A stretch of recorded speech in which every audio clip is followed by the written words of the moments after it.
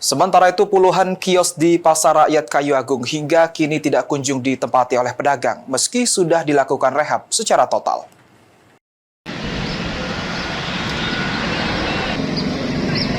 Terkesan mubazir, puluhan bangunan kios dan los di Pasar Rakyat Kayu Agung, Kabupaten Ogan Komering Ilir tidak kunjung ditempati oleh pedagang. Padahal bangunan tersebut sudah direhab secara total oleh pemerintah Kabupaten Oki sejak 1 tahun yang lalu.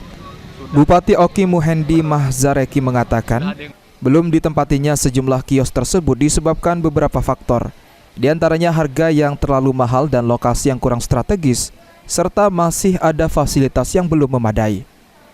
Oleh karenanya pemerintah Kabupaten Oki melalui Dinas Perdagangan akan membentuk tim untuk mengkaji permasalahan tersebut.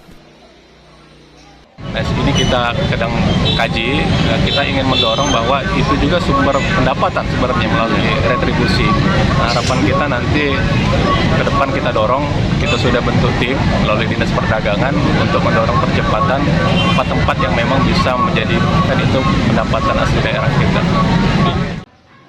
Bupati Oki berharap pemanfaatan kios-kios yang sudah diperbaiki tersebut bisa didorong untuk difungsikan agar bisa menjadi sumber pendapatan asli daerah melalui retribusi pasar. Novan Wijaya, PAL TV.